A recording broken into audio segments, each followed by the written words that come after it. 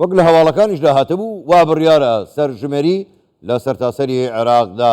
بەڕێوە بچێ بە هەرێمی کوردستانیشەوە لە 1997ەوە سەرژمێری نەکراوە لە عێراقدا ئەو کات تەنها لە عێراق ئەنجامدرا بەبێ هەرێمی کوردستان.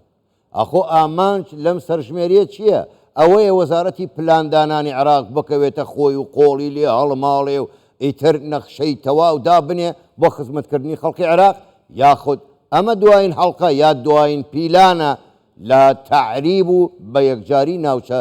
دابڕێنراوەکان یا داگیرکراوەکان یا چی پێڵێن بۆ ئەوەی بە تەواوی بە عەرەب نشین بکرێت. ئەمانە کۆمەڵەیە پرسن ئێمە دەمانەوێت لەگەڵ میوانەکەمان قسەی زیاتری لەبارەوە بکەین کە داخۆ ئەم سەرژمێریە هۆکارەکەی چیە و چی لە پشتەوەیە. بە میوانداری زۆر بەڕێز دکتۆر خەلیل ئیسماعیل شارەزای جوگرافیایی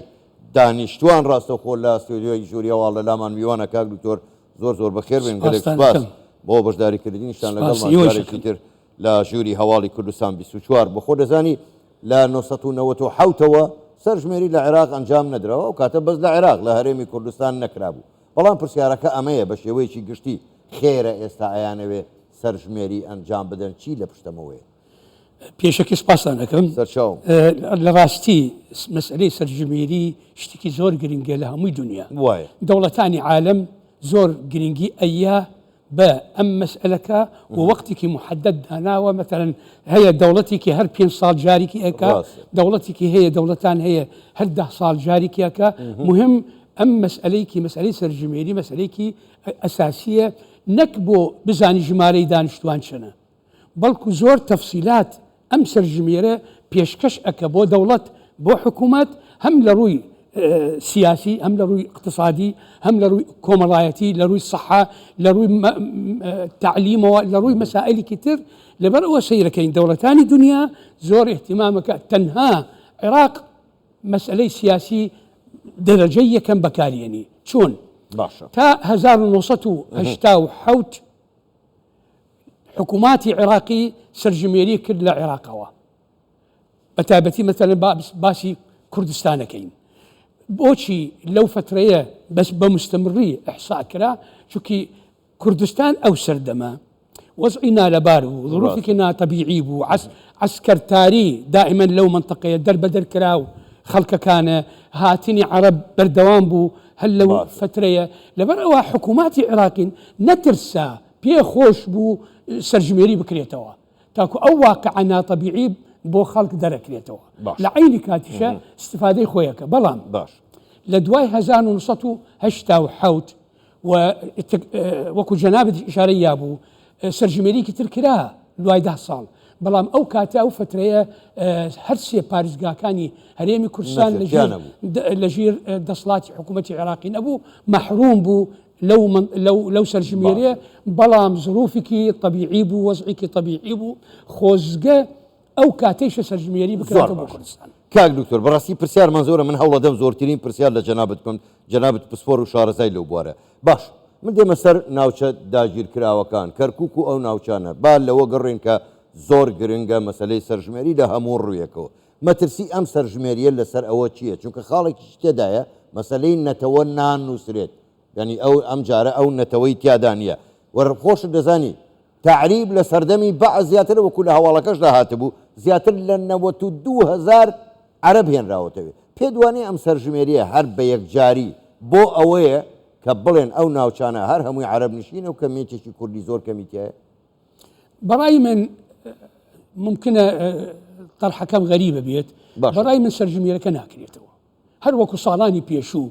ئێمە فێر بووین وەکو شارەزا و متابعەکردنی ئەم مەسائلانەم هەیە، چەندها بەحث و نووسینێکیم هەیە دەربارەی ئەم مەسائلانە. لە 2009 حکوومەتی عێراقی قەراری بوو سەرژمێری بکرێتەوە، بەڵام دوای ئەوە یەکسەر قەراری دەرەکە تەئجیلێکە بۆ ساڵی تر بۆ 2010 سەیرمە خزمەتت، هەروەها بۆ 2011. ئەمە هەمووی بە قەراراتە على اساس بکرێتەوە، بەڵام نەکرا. آخر شيء ل 2023 على اساس بکرێتەوە سەرژمێری. پەشیمان بوون. دوای ئەوە قەرارێکی تازە دەرچوو لە 2024 سەرژمێری نانو لە سەرتاسەری عێراق بکرێت. وئێستا استعداد بەڵام باسی هەمووی عێراق ئێستا استعداد بەڕایم ئێستا حاليا وەزعی کوردستان طبيعية، ظروف كردستان طبيعية، لبر أو حكومات عراقي استيشة ترسي هي أو سرجميري بكريتوا أجر مسألة نتولتي هبيت. شوكي مسألة نتوا مسألة استراتيجية بالنسبة لي هريمي كردستان وبالنسبة العراق بقشتي بوشي شوكي كم ثقلي كرد درش العراق بقشتي باشا ثقلي كرد در أكويت لباريزغاكاني هم أوانيكي ناوشي دابرا وكان هم أوانيكي بيوندي هي بهريمي كردستان. أما بالنسبة حكومات العراقي خطرك قورية لسر سياستي داهاتوي أم دولته لبر أو حذرك هي أمل لايكي تير باورناكم حكومتي هريمي كردستان قبولك سرجميري بكري توا ببيدس نشان كردني نتوا شو مسألة نتوا مسألة أساسية وجرينجا أو النية بس بزاني ثقلي سكاني أو ناوشانه بلكو لبرلمان مسألة سرجميري زور جرينجا شن كرسي كان زيادة بالضبط شن كرسي بالنسبة بعثاتي خارج بالنسبة دبلوماسية كان بالنسبة مسائلك آبوري بالنسبة مسائلك تجارة أما هموي بيوندي هي بسرجميري وريجي كرتشنا ريجي نتوكاني كتير شونا وشنا لبرو براستي سرجميري داهاتو أجر بكريتو من شكم هي زور لقازانجي كردستان زور باشا كاك دكتور يعني برسيارش كديتا بيشو ايو كومالشتي زور جرينتان وروجان بيتوانية مسألة تريج ديتا بيشه اگر تماشاكين استا لعراق تقينويشي سكاني هي يعني جماري دانشوان بشيويشي خيالي زياد دكا همو من رزانين يعني لا جنوب هي چوار جني هي سي جني هي چواري مناليان زور دبي بيدوانيه لم سرجميريا بو لقالبداني هريمي كردستان بو اوي جاري كبلين هريمي كردستان زور كما وديسانوا لمسألة بودجا ولمسألة ميزانية لهريمي كردستان كم كانوا يما اگر تحليلي داتا كاني بيشوب كاين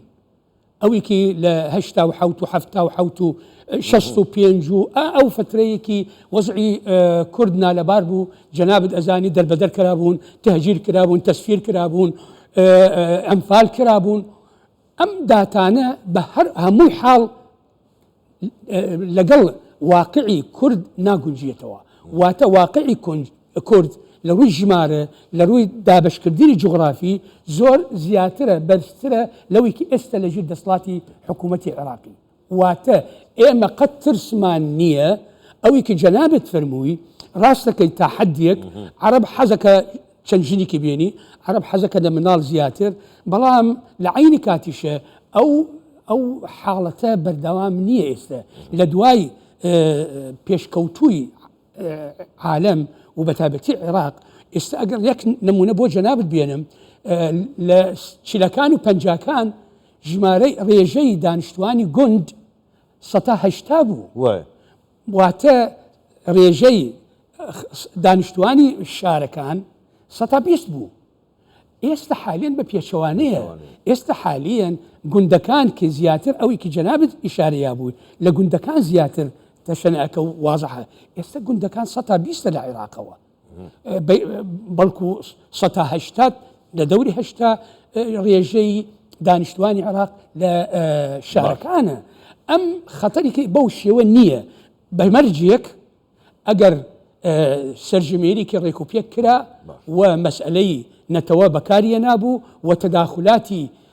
نكرة وشتيكي زور قرين قمام ليرة حزكم حكومة العراق هريم بزاني أبيه أوانيكي مثلا لكركوك يا لشوناني كتير بتابتين أو شيء دابرا وكان أبي أوانيكي مشاركة أكن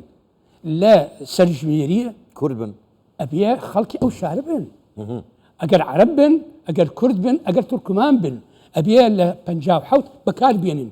تسجيلاتي بنجاو حوت بكار بينن أوانيكي دواي أوهاتن نابية مشاركة بكن لسر أم مسألة سرجميرية دكتور وكل حوالة كان اجتهاد ولدلي زياتر لأنه 2000 عربي هاور دهن راول باشا يعني بو سرجميرية لم جورة هيش پشت با سرجميري صالي 57 دبستريت دكريتا بنما دكريتا أساس أبي وابيت منيش استباسم كل بو جناب أبي أم دون شتك زور قرنق أبي لو سرجميرية نتواب حساب بكريتوا ببي أو هيش قيمتينية بالنسبة لهريمي كردستان دووهەم ئەبێ خەڵکی شارەکان نەک ئەوانەیەکی هاتوون بۆ تعریبکردن ئاوارەکانێکی هاتوون لە شەستەکان و حەفتاکان و تا ئەم فترەیەکی لە ئەخیریشەوە ئەمە نابێ مشارەکە بکەن ئەمانە بێتە سەر واقع ئەبێ لە پارێزگاکانی خۆیان مشارەکە بکەن ئەبێ وا بێت ئەگەر ئەم دوو خاڵە تەرکیز نەکرێتەوە لەسەری بەڕاستی